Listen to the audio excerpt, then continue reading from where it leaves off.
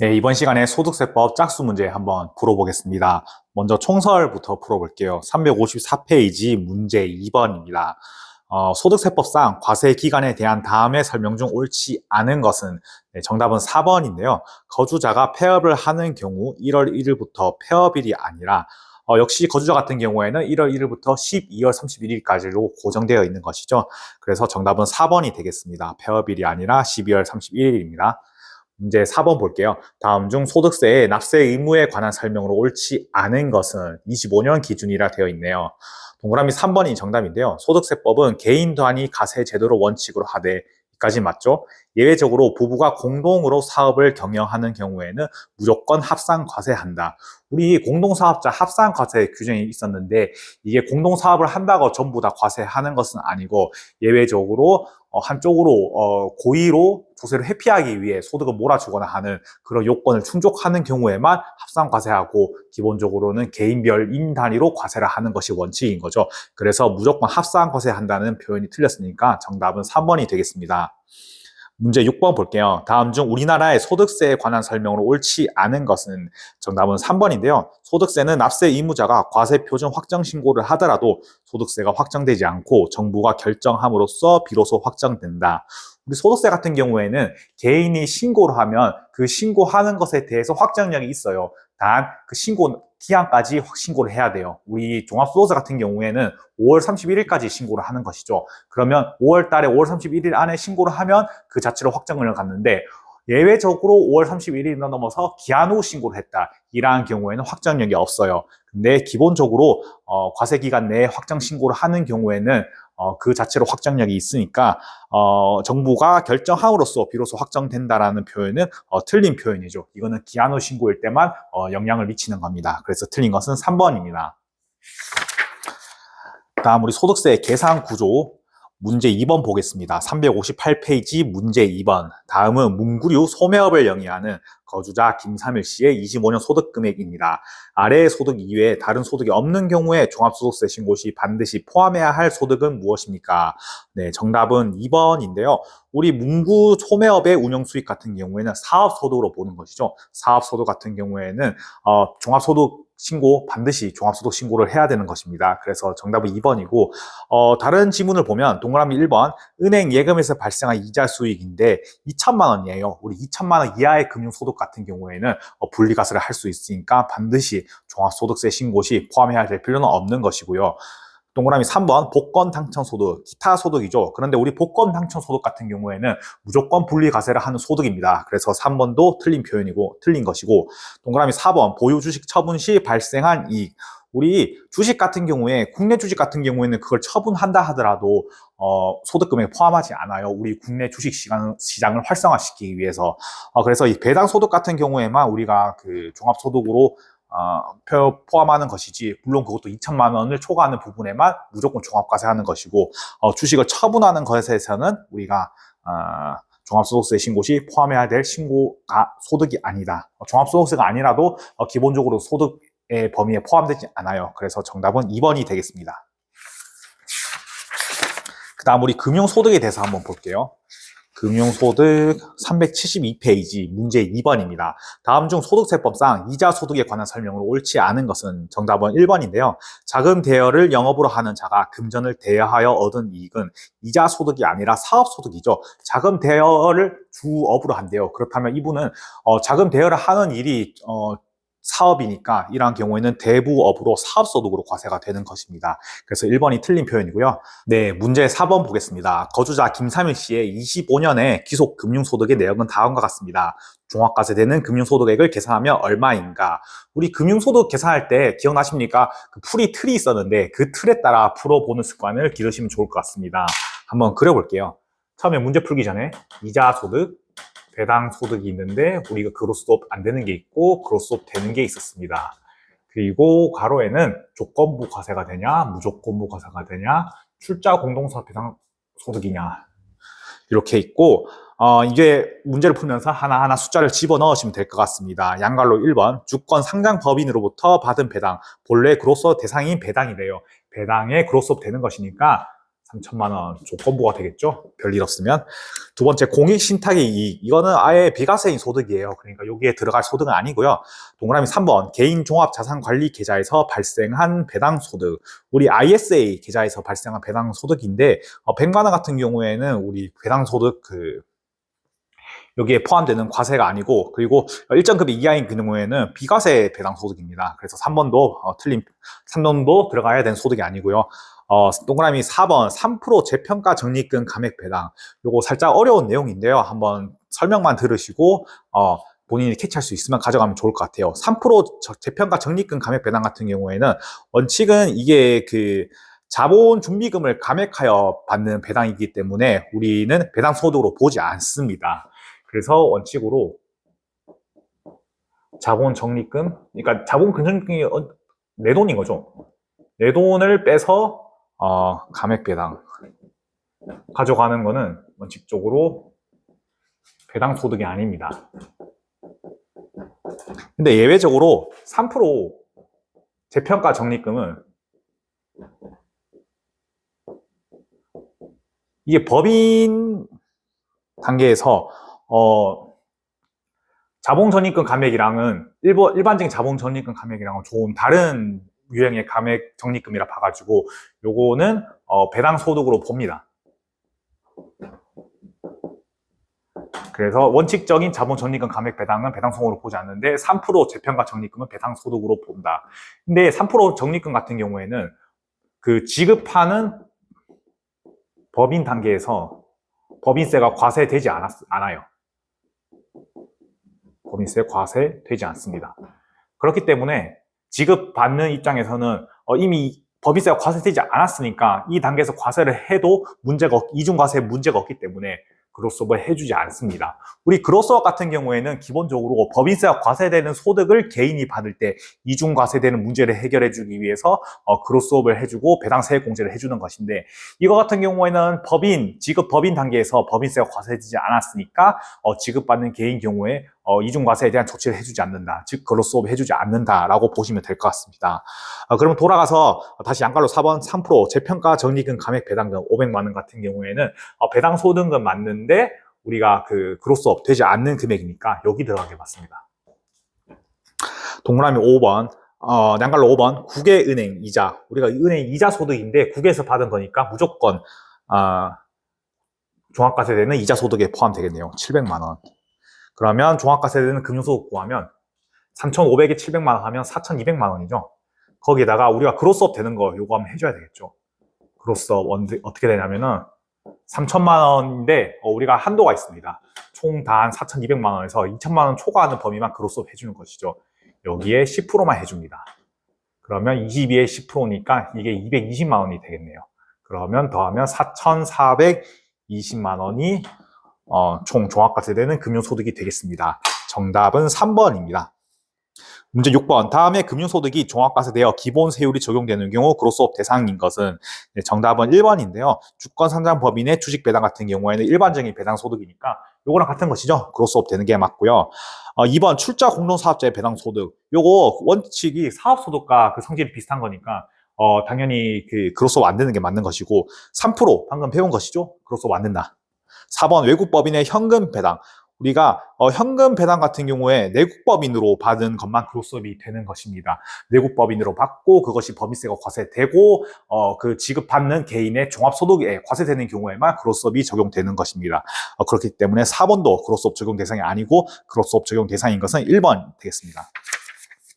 문제 8번입니다. 다음 중 소득세법상 무조건 종합과세 대상이 되는 금융소득에 해당하지 않는 것은, 정답은 2번인데요. 직장공제의 초과 반환금 같은 경우에는 장기간 쌓아온 노력에 대한 소득이 한 번에 받는 거기 때문에 요거는 무조건 분리과세에서 과세를 하게 됩니다. 그래서 해당하지 않는 것은 동그라미 2번입니다. 사업소득에 대해서 한번 볼게요. 문제 2번 보겠습니다. 다음 자료를 참고하여 25년 거주자 김자경의 세법상 부동산 임대 관련 사업소득 총수익 금액을 계산하면 얼마인가? 우리 부동산 임대소득 크게 3가지 종류가 있습니다. 무엇이냐? 우리 기본적인 임대료 있죠. 임대료. 그리고 관리비 수입이 있습니다. 그리고 간주 임대료. 이렇게 세 가지가 있는데 이 틀에 따라서 계산하면 됩니다. 처음으로 월 임대료 10만 원씩 받았네요. 요번에 임대 기간이 1월 1일부터 6월 30일이니까 6개월입니다. 10만 원 곱하기 6개월 해서 60만 원 되겠네요. 관리비 수입 따로 나와 있지 않으니까 빵원. 간주 임대료 보겠습니다. 임대 보증금 받은 거 있으니까 간주 임대료도 계산해야 되는 것이죠. 총 받은 보증금이 1억입니다. 근데 그 중에서 임대자산의 취득 내역, 토지 가격을 제외한 것이니까 4천만 원 그대로 빼주면 되겠네요. 건물가액 빼주고 적수를 계산해야 되니까 365일 분에 우리가 이번에 임대한 기간이 며칠입니까? 1월 1일부터 6월 30일까지 상반기는 181일입니다. 이렇게 해주면 되고 여기서 정기예금 이자율 3.1%만큼은 최소한 너가 임대 보증금으로 받은 수익이 아니냐 이렇게 보고 있습니다. 그러면 이 소득이 92만 2,356원인데 여기서 정기예금에 가입하여 이자 수익 20만 원 있으니까 요거는 이자 수익으로 과세돼야 되는 것이죠. 그럼 이걸 빼주면 최종적으로 72만 2,356원이 간주 임대료에 대한 수익입니다. 그러면 간주 임대료 수익이랑 임대료 수익을 더하면 최종적으로 132만 2,356원, 3번이 정답이 되겠습니다. 문제 4번, 다음 중 비과세되는 사업소득에 해당하지 않는 것은 정답은 2번인데요. 1주택을 소유한 자의 주택임대소득은 원칙적으로 비과세되는 사업소득이냐, 그것은 국내에 있는 내국인의 1주택을 영위하는 사업소득을 영위하고 국외에 있는 1주택 같은 경우에는 비과세되는 사업소득에 해당하지 않습니다. 그래서 정답은 2번. 우리 문제 6번은 저번에 한번 풀어본 걸로 기억해서 넘어가도록 할게요. 그러면 그 다음 근로소득 챕터에 대해서 한번 보겠습니다.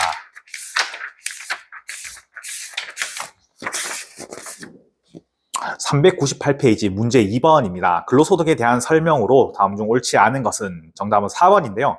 법인의 소득 처분에 의한 인정상여 귀속 시기는 당해 법인의 잉여금 처분 결의일이 아니라 인정상여 같은 경우에는 근로를 제공한 날이 속하는 사업연도가 인정상여의 귀속 시기입니다. 그래서 틀린 것은 4번. 문제 4번. 다음 중 소득세가 과세되는 근로소득은 정답은 1번인데요. 사내 급식을 제공받는 것과 별도로 지급받은 식대니까 근로소득 과세되고 만약에 식대를 따로 지급받지 않았어요. 그러한 경우에는 비과세되는 근로소득입니다. 그래서 별도로 지급받았으니까 과세되는 근로소득. 정답은 1번이 되겠습니다. 문제 6번. 다음 중 기업 출산 지원금과 임직원 할인 금액과 관련된 설명으로 옳지 않은 것은 정답은 4번인데요. 기업 출산 지원금에 대한 비과세를 판정할 때 근로자가 전직한 경우 이직 전 직장에서 받은 출산 지원금 획수가 이직 후 직장에서 받은 횟수를 합산한다 했는데 우리가 사용자별로 즉 각 회사의 사장이 누군지에 따라서 각각 다 따로 받을 수가 있습니다. 그렇기 때문에 받은 횟수는 별도로 보는 것이죠. 이직을 했으면 A 회사에서 B 회사 이직하면 A 회사의 지원금액, B 회사의 지원금액 요거 금액을 별도로 보는 것이기 때문에 합산한다는 표현은 틀린 표현으로 정답은 4번이 되겠습니다. 문제 8번. 다음 중 근로소득에 포함하여 소득세가 과세되는 항목을 모두 고르면 정답은 4번인데요. 틀린 표현 볼게요. 비출자 임원과 종업원이 사택을 제공받음으로써 얻는 이익. 요거 같은 경우에는 기흥, 니은, 리을 소득세가 과세되지 않는 항목 먼저 보겠습니다. 비출자 임원과 종업원이 사택을 제공받음으로써 얻는 이익. 요거 같은 경우는 비과세이고요. 근로자에게 지급한 경조금 중 사회통령상 타당하다고 인정되는 금액, 이것도 비과세입니다. 리을의 사내 근로복지기금으로부터 근로자가 지급받는 장학금, 우리 근로복지기금으로부터 받았으니까 이것도 비과세이고, 디금, 미금 같은 경우에는 요거는 소득세가 과세되는 것으로 나와 있습니다. 그래서 정답은 4번이네요. 연금 기타 소득 문제 한번 풀어볼게요. 연금 기타 소득 414페이지 문제 2번입니다. 다음 중 연금 소득에 대한 설명으로 옳지 않은 것은 정답은 4번인데요. 사적 연금 소득은 연금 납입 시점에 이미 세액공제를 적용받았으므로 연금 소득 과세 시점에는 수령한 연금 전액을 연금 소득 금액으로 과세한다. 아니죠. 우리 사적 연금 소득 같은 경우에도 연금 소득에 대한 소득 공제가 있습니다. 우리 필요경비 계산 공제처럼 소득 금액에 대한 계산 공제를 하고 그리고 남은 소득 공제를 하고 남은 소득 금액에 대해서는 과세를 하니까 전액 과세한다는 표현은 틀린 표현이 되겠습니다. 정답은 4번이네요. 문제 4번 볼게요. 다음은 주 3일 직원들의 대화 내용입니다. 소득세법상 옳지 않은 설명을 하고 있는 사람은 누구인가? 정답은 2번인데요. 김사원의 표현을 한번 읽어보면, 로또 당첨을 되면 세금을 22% 공제하는군요. 그러면 10억 당첨되면 실수령액은 7억 8천만 원 정도이겠네요. 언뜻 보면 그럴듯한데 우리가 3억 초과분에 대해서는 22%가 아니라 33%의 세율로 과세를 하게 되는 것입니다. 그렇기 때문에 일괄적으로 22% 때리는 것은 세금을 22% 때리는 것은 틀린 표현으로 정답은 2번 김사원이 틀렸네요. 문제 6번입니다. 다음 중 기타 소득에 관한 설명으로 옳지 않은 것은 정답은 1번인데요. 국내에서 거주자 또는 비거주자의 기타 소득을 지급하는 자가 기타 소득 금액의 25%에 해당되는 세액을 원천 징수하여 여기서 틀렸네요. 우리 기타 소득 금액 원칙적으로 원천 징수의 20%가 됩니다. 그렇기 때문에 틀린 것은 1번이고 그 징수일이 속하는 달에 다음 달 10일까지 납부해야 된다. 뒤에 표현은 맞는 표현이네요. 그래서 원천 징수율이 틀렸으므로 정답은 1번입니다. 종합소득금액의 계산 문제 한번 볼게요. 420페이지 문제 2번입니다. 김영희 씨의 25년도 소득 자료를 이용하여 26년 5월 말까지 신고해야 할 종합소득 금액을 계산하면 얼마인가? 여기 보면 근로소득 금액 1,200만 원, 요거는 종합소득 금액에 포함해야 되겠죠? 그리고 퇴직소득 금액, 분류과세 대상이니까 종합소득 금액에 빠집니다. 디귿 사업소득 금액 1,500만 원 포함해야 되는 것이고요. 리을 기타 소득 금액, 기타 소득 금액은 강사료 수입으로 필요 경비를 공제한 후의 금액입니다. 후의 금액이 300만 원을 넘어가는 경우에는 우리가 무조건 종합과세 해야 되는 기타 소득 금액인 거죠. 그래서 리을도 포함해야 되는 것이고, 미음 이자 소득 금액인데 정기예금 이자에 1,520만 원 있습니다. 2천만 원 이하의 기본적인 일반적인 이자 소득 금액 같은 경우에는 우리가 종합 소득 금액에 포함하지 않으니까 미음도 빼야 되겠죠. 그래서 기역 디귿 리을만 더하면 정답은 2번 3,180만 원이 되겠네요. 문제 4번입니다. 개인 사업자인 김삼일 씨는 X1년 사업 부진으로 사업소득과 부동산 임대소득에서 결손금이 발생하였습니다. 소득 자료가 다음과 같을 때 X1년과 X2년의 종합소득 금액을 각각 구하면 얼마인가? 본데 여기서 보면 부동산 임대소득 같은 경우에는 주거용 건물 임대업은 아니고 순수 상가와 같은 건물의 임대소득인 것 같습니다. 그러면 X1년에 대해서 먼저 사업소득은 두 가지가 있죠. 일반적인 사업소득, 부동산 임대업, 그리고 근로소득 이렇게 있습니다. 부동산 임대업 소득, 주거용 제외니까 여기 들어가는 것이죠. 사업소득 금액 결손 1,000만 원, 근로소득 금액 2천만 원 있습니다. S1년 같은 경우에는 일반적인 사업소득 금액 같은 경우에는 다른 소득과 통산할 수 있죠. 근데 부동산 임대업에서 발생한 소득 같은 경우에는 통산할 수 없습니다. 그렇기 때문에 1,000만 원은 근로소득 금액과 통산할 수 있어요. 그러면 이게 1,000만 원이 되겠네요. 그러면 단기에 우리 소득 금액 같은 경우에는 1,000만 원 되겠습니다. 이거는 왜 안 빼주나요? 이거는 통산하지 않고 다음에 넘어가니까 단기에는 요 남은 소득 금액만 소득 금액이 되는 것입니다. X2년도에 보겠습니다.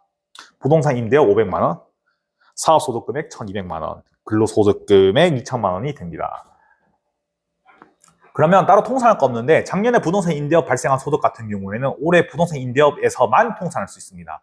그럼 500만 원에서 작년에 결손 300만 원 빼버리면 200만 원이 되겠네요. 그러면 1,400만 원에 2천만 원 더하면 3,400만 원이 되겠습니다. 그래서 X1년도에는 1,000만 원, X2년도에는 3,400만 원이 되므로 정답은 2번이 되겠습니다. 종합소득 과세표준 및 세액의 계산 한번 볼게요. 432페이지입니다. 문제 2번. 다음 중 소득세법상 인적공제에 관한 설명으로 옳지 않은 것은 정답은 2번인데요. 부양가족의 범위에는 배우자의 직계, 존속, 비속, 형제, 자매도 포함되며 형제, 자매의 배우자도 포함된다. 형제, 자매의 배우자는 틀린 표현입니다. 형제, 자매까지만 되는 것이에요. 그래서 정답은 2번이고요. 문제 4번. 다음은 거주자 홍길동 씨의 25년도 소득공제에 관련된 자료입니다. 홍길동 씨가 적용받을 수 있는 소득공제액의 합계액은 얼마입니까? 단 배우자를 제외한 가족에 대한 인적공제는 모두 홍길동 씨가 받는 것으로 합니다. 우리 인적공제 이것도 기본적으로 표가 있죠. 첫 번째로 일반적인 인적공제, 그리고 특별공제가 있죠. 그래서 각각 인별로 비교하면 됩니다. 먼저 본인, 그리고 배우자, 모친, 장남, 차남, 삼남 이렇게 한, 둘, 셋, 넷, 다섯, 여섯 명이 있습니다. 본인 같은 경우에는 무조건 되는 것이죠. 그리고 따로 특이사항은 없고요. 배우자, 사업소득 금액이 200만 원 있네요. 사후소득 금액 100만 원 넘어가는 소득 금액이니까 배우자 같은 경우에는 탈락입니다. 그다음에 모친 76세 예금 이자 80만 원 있습니다. 우리 예금 이자 2천만 원 이하니까 분리과세를 하면 소득이 없다고 보는 것이 맞겠죠. 그렇기 때문에 모친 되는 것이고 그리고 이거 노인 소득 공제 있죠? 우리 70세 넘어가니까 100만 원 됩니다. 그리고 장남 10세, 차남 8세, 삼남 6세 다 소득이 없으니까 다 인적공제 받을 수 있는데 장남은 장애인입니다. 그렇기 때문에 200만 원 특별소득공제 더 받을 수 있어요. 그러니까 우리가 기본적인 소득공제 150만 원이죠. 150만 원 곱하기 5명 더하기 특별소득공제 300만 원. 그러면 정답은 정답 요거 인적소득공제에 대한 것은 150만 원에 5만 원 750만 원에 1050만 원이 되겠네요. 여기에다가 국민연금 납부에 200만 원 있는데 회사 부담분 100만 원 있습니다. 본인 부담분만 공제가 되는 것이니까 100만 원 더하면 되는 것이고 건강보험료 납부액 120만 원인데 회사 부담도 60만 원 있네요. 본인 부담분만 공제가 될 수 있으니까 60만 원 더 더하면 됩니다. 자동차 보험료 요거는 세액공제 항목인 거죠. 소득공제 항목이 아니라. 그래서 요거 3개를 더하면 1210만 원이 되겠네요. 그래서 정답은 1번이 되겠습니다. 문제 6번입니다. 소득세법상 종합소득 산출세액 계산과 그 특례에 관한 설명으로 옳은 것은 정답은 2번인데요. 틀린 표현을 한번 볼게요. 동그라미 1번 금융소득에 대하여 무조건 14%의 세율로 적용한다. 우리 비영업 대금 이익 같은 경우에는 25%의 원천 세율 적용을 하고도 있으므로 무조건 14%는 틀린 표현입니다. 동그라미 3번 금융소득의 원천 징수 세율을 곱하는 경우 국외 금융소득과 비영업 이익은 25%의 세율을 곱한다. 비영업 대금 이익은 방금 말씀드린 것처럼 25%의 세율을 곱하는 게 맞는데 국외 금융소득은 일반적인 금융소득과 같이 14%의 세율을 곱하는 게 맞습니다. 그래서 3번 틀린 표현이고요. 동그라미 4번 국외에서 받는 금융소득도 국내 금융소득과 동일하게 2천만 원을 초과하는 경우에만 종합과세한다. 아니죠. 국외에서 받는 금융소득은 원천징수를 하기 힘드니까 무조건 국내에서 받은 자가 종합소득세 신고를 해야 됩니다. 그래서 무조건 종합과세 소득이므로 2천만 원 초과하는 것에서만 종합과세 된다는 표현은 틀린 것입니다. 그래서 4번도 틀린 표현, 정답은 2번만 맞는 것입니다. 8번은 저번에 풀어본 것이고 10번 풀어볼게요. 문제 10번 다음 중 소득세법상 종합소득공제에 관한 설명으로 옳지 않은 것은 정답은 4번인데요. 종합소득이 있는 거주자가 공적연금관련법에 따라 기여금 또는 개인부담금을 납부한 경우에는 그 과세기간에 납입한 연금보험료를 연 500만 원 한도로 공제한다. 우리 공적연금소득 같은 경우에는 아까 납입한 금액 전액 공제를 한 것이죠. 국민연금액 같은 경우 공적연금이니까 요거는 전액 소득공제 대상이 되므로 500만 원 한도로 공제한다는 표현은 틀린 표현입니다. 그래서 정답은 4번. 문제 12번입니다. 다음 중 소득세법상 인적공제에 관한 설명으로 옳지 않은 것은 정답은 2번인데요. 부양가족의 범위 내는 직계존속의 형제 자매도 포함된다. 아니죠. 우리 부양가족에는 본인 되고 배우자 됩니다. 그리고 본인의 직계 존속도 되고 본인의 직계 비속도 됩니다. 배우자의 직계 비속도 되고 배우자의 직계 존속도 되고 그리고 나의 형제 자매도 되고 배우자의 형제 자매도 됩니다. 즉 이렇게 십자가에 있는 범위에 있는 관계에서만 가능한 것이고 직계 존속의 형제 자매 같은 경우는 여기서 반계로 한 번 더 빠져나가는 것이죠. 그렇기 때문에 십자가 범위를 벗어났죠. 한 번 더 꺾였으니까 이러한 경우에는 안 됩니다. 그래서 2번이 틀린 표현이죠. 직계 존속의 현재 자매는 포함한다. 틀린 표현이고 포함되지 않는다가 맞습니다. 그 다음 우리 세액공제와 감면에 대해서 한번 볼게요. 450페이지입니다. 문제 2번 다음 중 종합소득공제와 세액공제에 대한 설명으로 옳지 않은 것은 정답은 4번인데요. 연금계좌 세액공제는 근로소득자만이 적용받을 수 있다. 아니에요. 우리 연금계좌 세액공제는 사업소득이 있는 다른 사업소득이 있는 자도 공제받을 수가 있어요. 참고로 소득만 있는 자가 받을 수 있는 공제는 아래와 같습니다. only 근로 월세 세액공제, 보험료 세액공제. 물론 여기는 사례보험 말고 아까 말씀드린 것처럼 자동차, 보장성 보험 이런 걸 의미하는 것입니다. 보장성 보험. 그리고 의료비, 교육비. 물론 월세, 의료비, 교육비 같은 경우에는 그 성실 신고 대상 사업자도 받을 수 있는데 그것은 소득세법이 아니라 조세특례제한법에 나와 있는 거라 가지고 고려하지 않고 어쨌든 근로소득만 있는 자가 받을 수 있는 거는 요 네 가지라고 보시면 될 것 같습니다. 그래서 4번 틀린 표현이고요. 연금계좌 세액공제는 사업소득자도 받을 수 있다. 문제 4번 보겠습니다. 다음 자료를 이용하여 거주자 김수호 씨의 25년 교육비 세액공제가 가능한 교육비 지출액을 계산하면 얼마인가?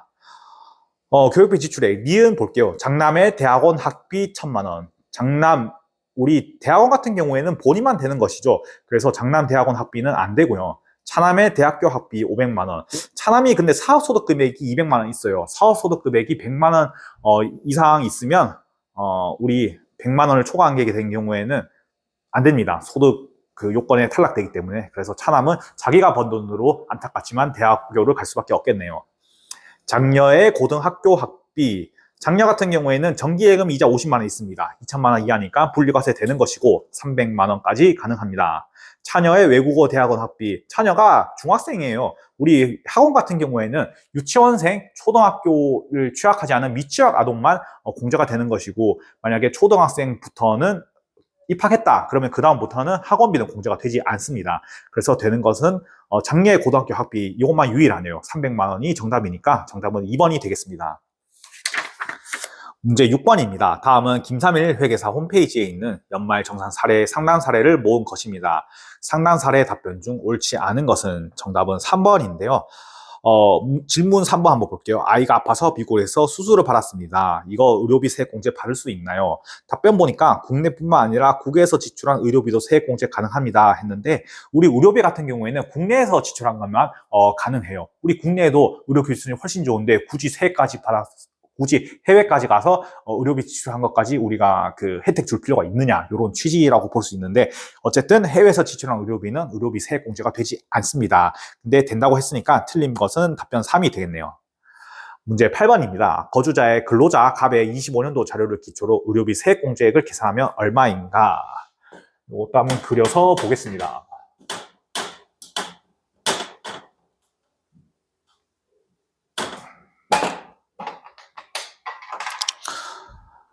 일단 일반 의료비 세액공제, 특별 의료비 세액공제, 그리고 난임 뭐 이런 것들이 있었죠. 특별 같은 경우에는 65세 이상이나 아니면 본인 이런 것만 되고 이렇게 보면 되겠습니다. 본인 35세 건강검진, 본인 같은 경우에는 특별 의료비 여기에 해당되고 니은 배우자의 난임 시술비, 난임 시술비니까 여기에 포함되겠네요. 배우자의 시력 고정용 안경 구입비 100만 원 여기 적으면 되는데 주의해야 될 게 안경 구입비 같은 경우에는 최대 50만 원 한도입니다. 그래서 0.5, 50만 원만 되는 것이고 부친의 암치료비, 부친이 나이가 많으시니까 73세라서 특별 여기 들어가게 되겠네요. 부친의 보약 구입비, 보약은 의료비 세액공제가 되지 않습니다.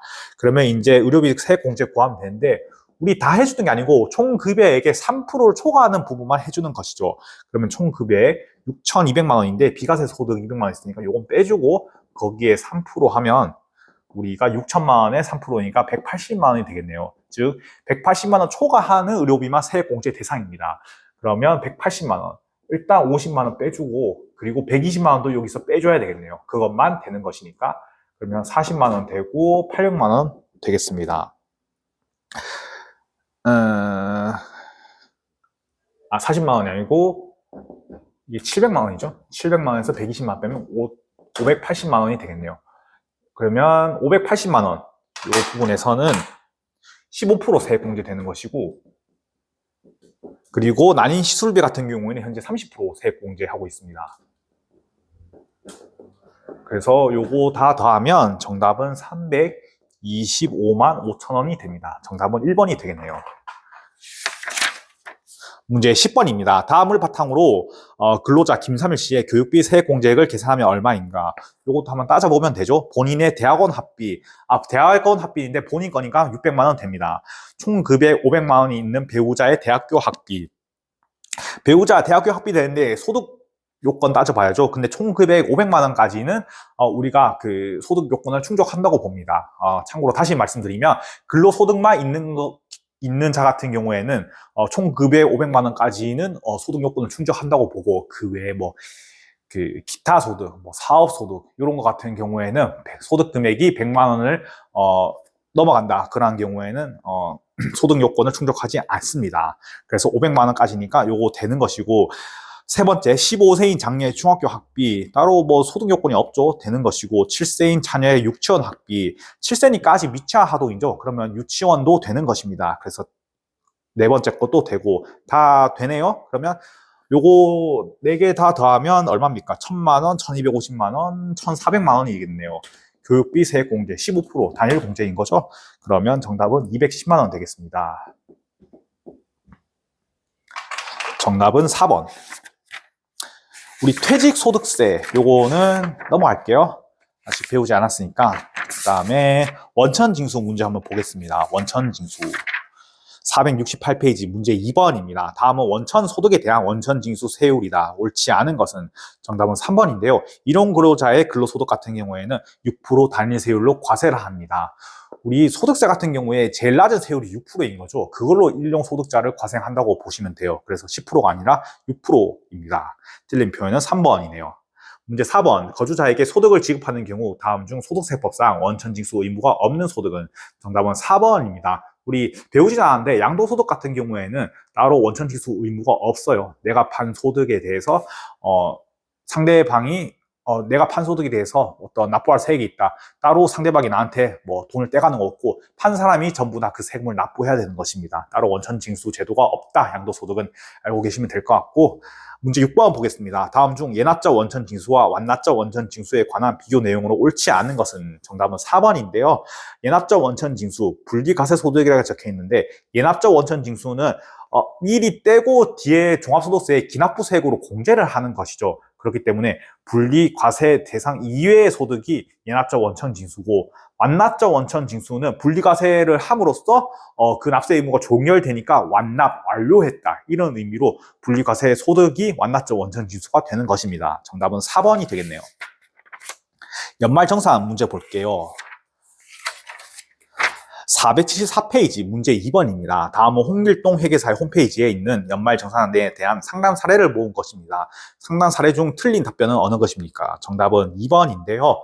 질문 2를 보면 제 총급여액이 8천만 원인데요. 산후조리원에 지출한 비용이 의료비 세액 공제 대상에 해당하나요? 했습니다. 답변을 보니 산후조리원의 산후조리 및 요양의 대가로 지급하는 비용은 총 급여액이 7천만 원 이하인 경우 공제되므로 8천만 원이면 공제받을 수 없습니다 했는데, 옛날에는 이게 맞는 표현이었어요. 7천만 원까지 공제가 됐거든요. 그런데 지금 개정돼가지고 총 급여액이 8천만 원까지는 산후조리원비도 의료비 세액 공제 받을 수 있게 개정이 되었습니다. 그래서 7천만 원 이하인 경우에만 된다. 이게 틀린 표현이므로 이제는 틀린 표현이 될 것이죠. 그래서 답변 2가 틀렸습니다.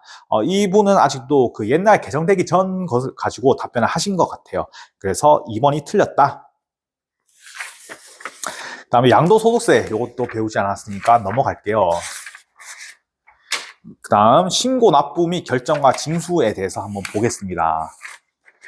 496페이지 문제 2번입니다. 다음에 소득세 신고 납부에 관한 설명으로 옳은 것은 정답은 2번인데요. 틀린 표현을 볼게요. 부동산 매매업자는 토지 등 매매 차익의 세액을 그 매매일이 속하는 달의 말일부터 3개월이 되는 날이 아니고 2개월입니다. 이것도 배우지 않았던 내용인데, 부동산 매매업자 같은 경우에는 그 부동산을 팔았다. 그러면 그 판달이 속하는 달의 말일부터 2개월 이내에 신고 납부해야 됩니다. 동그라미 3번 면세사업자에는 다음 연도 1월 25일까지 사업장 현황 신고해야 된다. 우리 부가가치세법상 과세사업자는 1월 25일이 맞는데 면세사업자는 다음 연도 2월 10일입니다. 1월 25일이 아니라. 그래서 틀린 표현이고요.